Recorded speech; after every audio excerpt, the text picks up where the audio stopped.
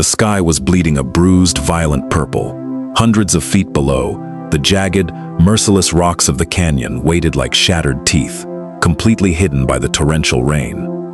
All around him, the undisputed champions of the sky, massive falcons with razor-sharp wings, broad-shouldered hawks built of pure muscle, were dropping from the storm clouds like heavy, lifeless stones.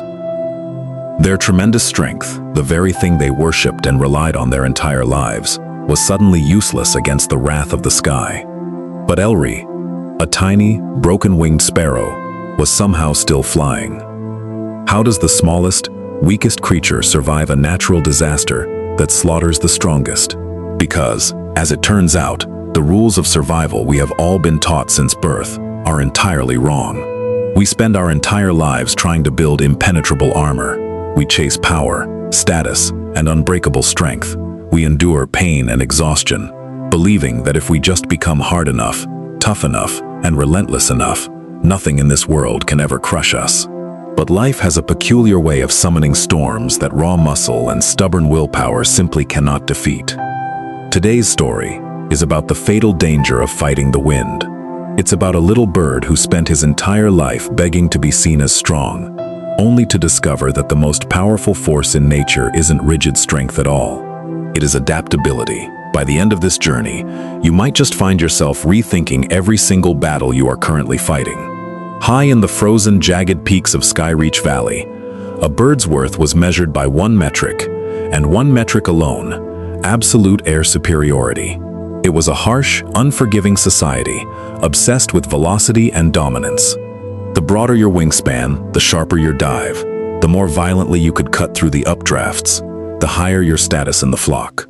Weakness was not just pitied here, it was openly despised. And then, there was Elri. Elri was a common brown sparrow, but far worse than his small stature. He was born with a severely crooked left wing. The primary feathers grew at a jagged, unnatural angle, serving as a permanent, highly visible billboard of his inadequacy. When the eagles and falcons flew, it was a breathtaking, soaring glide. When Elri flew, it was a frantic, asymmetrical flutter. He looked less like a bird and more like a falling leaf fighting against gravity. Elri lived his entire life looking up. He spent hours perched on the lowest, dustiest branches of the valley, watching the elite hunters slice through the clouds with effortless grace. His chest would physically ache with longing. He wanted nothing more than to belong among them. He wanted to look down and feel the wind bend to his will. His deepest, unspoken fear, the thought that kept him awake shivering in the cold, was that he was an evolutionary mistake, nature's error. To compensate for his brokenness, Elri threw himself into brutal, exhausting, secret training regimens. Long after the flock had gone to sleep, he would leap off the lower crags, beating his damaged wing against the freezing night air until the tiny muscles seized in agonizing, white-hot cramps. He believed, with every fiber of his tiny, desperate heart, that respect was a currency bought only with strength. If he could just muscle through the physical pain, if he could just flap harder than anyone else, they would finally look at him with respect. They would finally stop laughing. But the wind is a cruel mirror. It does not negotiate with our insecurities, and it never hides our broken pieces. The turning point of every single year in Skyreach Valley was a magnificent, terrifying event known as the Great Flight. It was a brutal, cross-valley marathon, a gauntlet of shifting thermals, treacherous downdrafts, and exhausting distances. To simply finish the race was to earn lifelong honor. To win it was to achieve immortality. Elri had spent 12 agonizing months preparing for this single day. He didn't harbor any delusions of winning. He just wanted to cross the finish line. He just wanted to prove, once and for all, that he wasn't a mistake. 2 days before the event, the competitors gathered on the Grand Plateau for the final registry. At the dead center of the crowd, commanding total silence, stood Korrik. Korrik was a massive peregrine falcon, the 3-time reigning champion of the valley. He was built of sleek, dark muscle, razor-sharp talons, and a ruthless military efficiency. He believed entirely that the sky belonged to the strong, and the weak were merely obstacles. Elri was in the back of the crowd, quietly stretching his throbbing damaged wing, trying to remain invisible. But Korrik's piercing, terrifyingly sharp gaze locked onto the uneven flutter of the sparrow's feathers.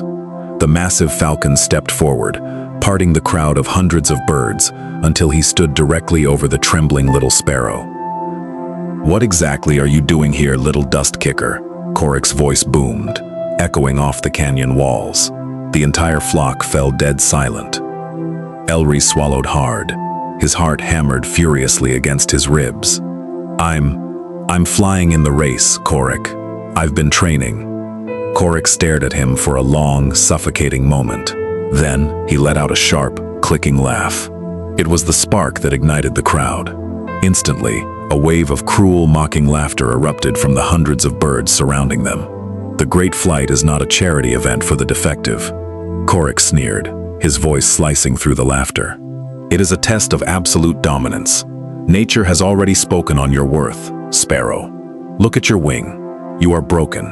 If you fly with us into the high thermals, you won't just fail." Korrik leaned in close, his shadow swallowing Elri completely. "You will die." Elri looked down at the cold, gray stone beneath his tiny claws. The heat of public humiliation burned like fire in his chest.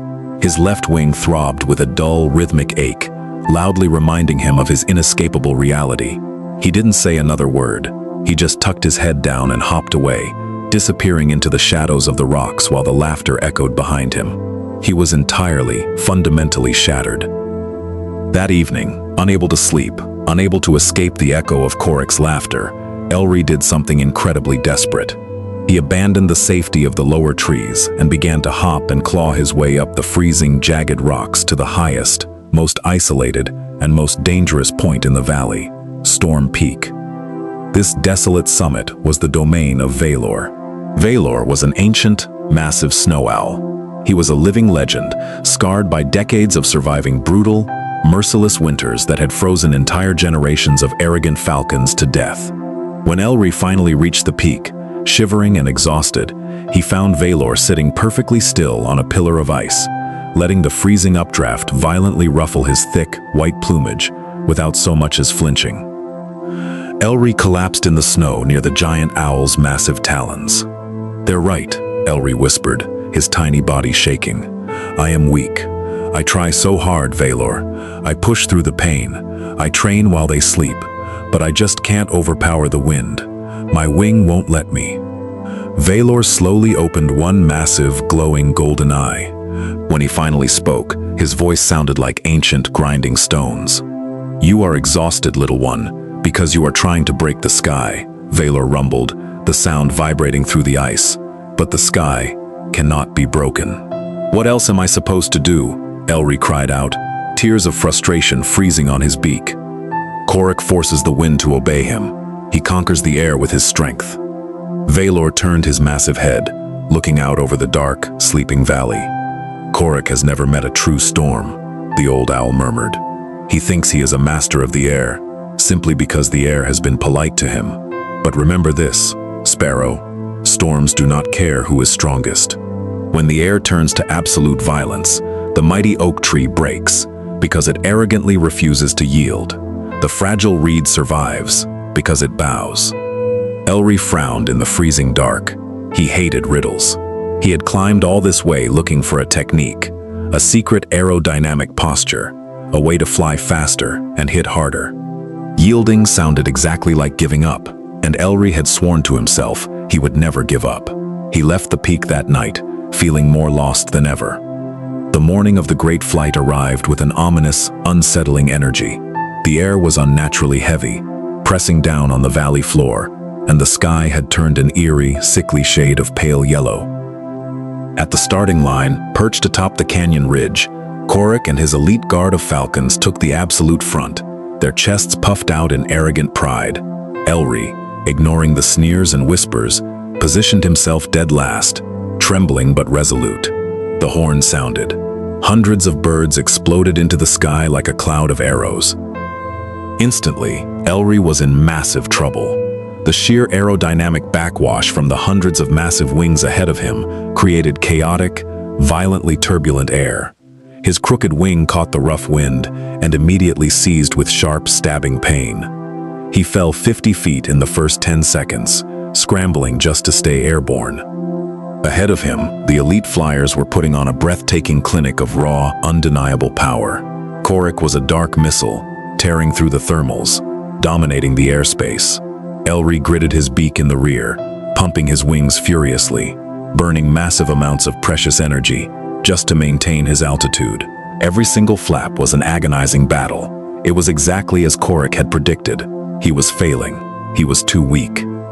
As the racers entered the narrow, treacherous pass known as Razor Gorge, the pale yellow sky suddenly bruised into a deep, violent, terrifying violet. A massive wall of black, swirling clouds rolled over the mountain ridge with unnatural speed. It wasn't just rain. It was a monstrous, freak squall line, a storm of historic, terrifying proportions. Panic erupted through the flock. The predictable thermals they relied on vanished, replaced by chaotic, tearing winds. "Push through," Korrik's voice boomed with arrogant authority over the crashing thunder. "Do not yield. Break the wind. Show them your strength. Hold your lines." The falcons and hawks obeyed their champion. They locked their massive wings into rigid, unbending blades, flexing every muscle they had, and tried to outmuscle the fury of the storm. Back in the rear, Elri was losing altitude at a terrifying rate. A sudden, vicious crosswind slammed into his side like a physical fist, flipping him entirely upside down in the air. His bad wing screamed in absolute agony as it was bent backward. His tiny muscles burned like acid. His vision began to blur at the edges. He realized with terrifying clarity that if he kept fighting this wind, if he kept trying to power through it like Korrik, his damaged wing would snap completely in half, and he would plummet to his death. And then, amidst the blinding rain and roaring thunder, the impossible happened. Directly above Elri, a massive golden hawk, one of Korrik's strongest top lieutenants, let out a terrified shriek. The hawk was beating its wings with tremendous, awe-inspiring power, keeping them completely rigid, aggressively refusing to alter its trajectory despite the shifting winds. Suddenly, a violent, massive updraft caught the hawk's stiff, unyielding wing. Because the massive bird arrogantly refused to bend, the wind possessed leverage. With a sickening, audible pop, the wing snapped completely backward. The massive, powerful bird tumbled out of the sky like a broken toy, disappearing into the dark, swirling gorge below. Elri watched in absolute horror as it happened again and again. Another falcon exhausted its thick chest muscles in seconds, trying to push through a downdraft, completely stalled out, and fell from the sky. An eagle tried to maintain a straight dive, caught a sheer wind, and was thrown violently into the canyon wall. The birds that had spent their entire lives relying on unyielding, rigid strength were the very first to fail. Their armor was too heavy. Their pride made them entirely too rigid. The sky had turned into a terrifying graveyard of the elite. In the chaotic, swirling madness of the storm, Vaelor's raspy, ancient voice echoed clearly in the back of Elri's mind. The oak tree breaks because it refuses to yield. The reed survives because it bows. Elri stopped flapping. Instead of fighting the violent, crushing downdraft, he tucked his good wing tight against his body and let his crooked, damaged wing flare out, acting not as a motor, but as a rudder. He entirely surrendered his rigid trajectory. He let the wind violently throw him. When a gust pushed him violently to the left, he didn't fight back. He rode it left until he found a tiny pocket of stable air. When it pushed him down, he dove with it, gaining speed instead of resisting. His weakness, his bent, jagged, utterly broken wing, was suddenly his greatest asset. Because it was naturally angled, it allowed him to catch erratic microcurrents that the perfectly straight, rigid wings of the falcons simply couldn't grip. He wasn't trying to conquer the sky anymore. He wasn't even flying. He was surfing the disaster. But nature is indifferent, and adaptability does not guarantee immunity. The storm escalated from a squall into a blinding, torrential downpour. Heavy, freezing water weighed down Elri's tiny feathers, sapping his body heat. Suddenly, a massive, unpredictable microburst, a localized column of sinking air, hammered the canyon, scattering the few remaining survivors in every direction. Elri was caught right in the center of the wash. He spun entirely out of control, unable to catch a current, and slammed hard into the side of a slick, freezing cliff face. He tumbled downward, sliding wildly until he crashed into a dark, narrow fissure deep in the rock wall, skidding across the cold, wet gravel into absolute blackness. Total darkness. The roar of the storm was suddenly muffled. Elri lay on his side in the dirt. His tiny chest heaved, his breath coming in shallow, ragged gasps. He tried to extend his bad wing to check for damage, and a white-hot, blinding spike of agony shot straight up his spine. It was completely useless. He couldn't move it an inch. Outside his tiny cave, the storm raged on, merciless and loud. The adrenaline that had kept him alive slowly faded, replaced by a crushing, suffocating despair. He had tried. He had listened to the mentor. He had remembered the lesson. He had adapted. But at the end of the day, he was still just a broken, weak sparrow, trapped in a cold hole in the rock. He would never finish the race. He would freeze to death in this fissure, and no one in Skyreach Valley would even notice he was missing. He curled his tiny body into a tight ball, shivering uncontrollably. The false belief he had fought so hard to escape whispered in his ear one last, devastating time. You were never strong enough. You should never have tried to fly with the greats. Through the roaring wind and the dark thoughts clouding his mind, Elri heard a sound. It was faint, frantic, desperate. He opened his eyes. Ignoring the screaming pain in his wing, he dragged his aching, battered body toward the outer edge of the fissure. Peering down into the deep, dark gorge below, a flash of lightning illuminated the darkness. On a lower ledge, maybe 30 feet down, a nest of young finches had been blown entirely out of the safety of the trees. 3 tiny, featherless fledglings were huddled together, crying out in terror. And worse, the ledge they were on was rapidly filling with rushing water from a flash flood pouring down the canyon wall. In minutes, they would be swept away. Elri looked up toward the canyon rim. The storm was finally beginning to break. The winds were stabilizing. If he launched himself right now, using the rising updrafts from the canyon floor, he could glide all the way down to the valley floor and safely cross the finish line. He would be one of the very few birds to actually survive the great flight. He would finally have his validation. He would be a hero. But if he flew down to the fledglings, he would lose his precious altitude. He would be trapped at the absolute bottom of the flooded canyon with a painfully damaged wing, carrying the heavy weight of 3 other birds.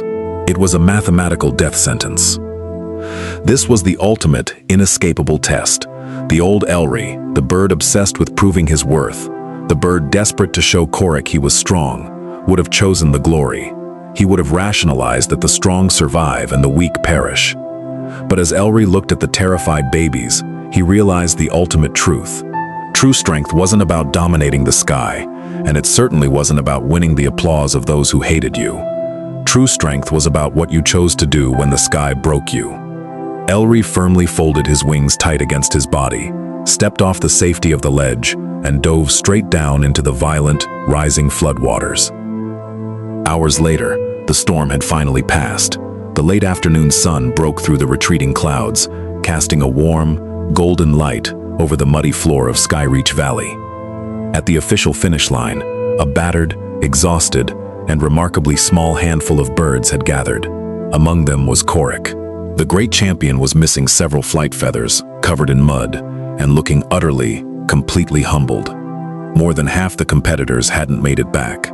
The usual arrogance and boasting of the elite flyers was entirely gone. The mood was heavy, silent, and entirely devoid of ego. Then, a small shadow moved at the dark mouth of the Razor Gorge. Hopping across the wet, slippery stones, entirely unable to fly, came Elri. But he wasn't walking alone. Clinging tightly to his back, shivering but very much alive, were the 3 young finches. Elri had dragged them out of the rising floodwaters, physically hauling them up the rocks. He had read the ground currents when he couldn't fly, and he had adapted to walking in the dirt when the sky permanently denied him. The entire flock turned to look at him. There was no mocking laughter now. There were no sneers. Elri limped slowly past the massive, towering falcons and the broad-shouldered eagles. He didn't look at them for approval. He kept his head held high out of a quiet, deep, unshakable internal peace. He carefully set the fledglings down near the medical roost, ensuring they were safe. From the center of the crowd, Korrik slowly walked forward. The massive apex predator stopped directly in front of the tiny, battered, muddy sparrow. And then, Korrik, the undisputed, arrogant champion of the sky, lowered his massive head and bowed deeply. "We fought the wind with all our strength, and it broke us," Korrik said softly, his voice carrying over the quiet crowd. "You became the wind, and it brought you home. I was entirely wrong about you, Elri. You are the true master of the sky." The story of Elri the sparrow is not just a tale about birds. It is a profound, deeply accurate mirror reflecting our own human lives. We are constantly conditioned by society to believe that survival and success belong exclusively to the hardest, the loudest, and the most unyielding among us. We try to brute force our careers, we aggressively push through our relationships, and we even try to command our own healing, fully believing that if we just hustle harder, if we just build thicker armor, we can conquer any storm life throws at us. But I want you to ask yourself a very difficult question. What happens when the storm is undeniably bigger than your strength? What happens when you face a grief, a financial ruin, or a massive life failure that simply cannot be outmuscled? The people who completely shatter in life are very often the ones who absolutely refuse to bend. They are the mighty oaks, standing arrogant in the face of a hurricane. True resilience is not about rigidity. It is not about never feeling pain. It is the quiet, profound wisdom to realize when the current of life is simply too strong, and having the sheer courage to fold your wings, surrender your original plan, change your trajectory, and find a completely new way forward. Elri didn't win the ultimate respect of the valley because he magically transformed into a powerful falcon. He survived because he fully accepted his reality as a sparrow with a broken wing. He stopped hating his flaw and started using his unique perspective to navigate the chaos. The very things you hate about yourself, the things you think make you weak, sensitive, or broken, might just be the exact, specialized tools you need to gracefully navigate a storm that would completely destroy someone who has only ever known easy, sunny weather. So please, stop trying to aggressively break the wind. Stop fighting the reality of the storm. Because raw strength is simply a measure of how much weight you can lift. But true survival is a measure of how well you can bend. You know, reading this story deeply reminds me of some very dark times in my own life.